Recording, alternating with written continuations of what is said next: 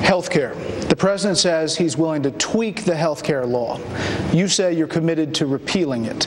There's a big distance between tweaking and repealing. Well, there's a very big difference. You're still committed to repealing it. This healthcare bill will ruin the best healthcare system in the world, and it will bankrupt our country. So you'll take a vote on repealing it? We are going to repeal Obamacare and replace it with common sense reforms that'll bring down the cost of health insurance. So what do you say to critics who say this vote is really a charade, knowing that a Democratic Senate will either stop it or the president will veto it, and that it's taking time, that you could be dealing with something else? Why not try to compromise and at least affect it now, the health care law, that you can?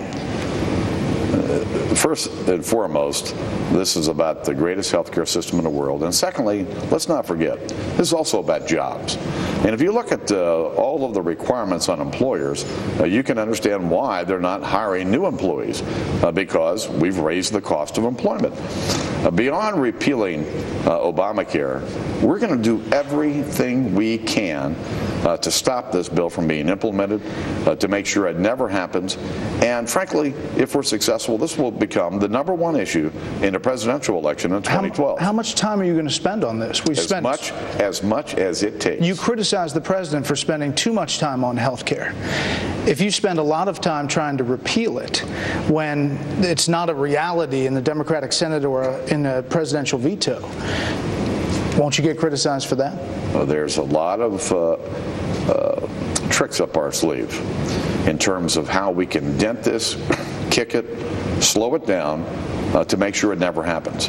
And trust me, I want to make sure that this health care bill never, ever, ever is implemented. So are you for preventing insurance companies from denying someone insurance based on pre-existing condition? No. And there are common sense reforms that we can agree on that'll bring down the cost of health insurance. You're going to start over. Start over. That's where we were a year ago. That's where we were 6 months ago. We've not changed our position on this at all. We told the president down at the Blair House during the 7-hour Obama infomercial that we ought to stop and start over. And we laid out the 8 or 9 common sense ideas we had that would bring down the cost of health insurance. And today, health insurance reform is the law of the land all across America.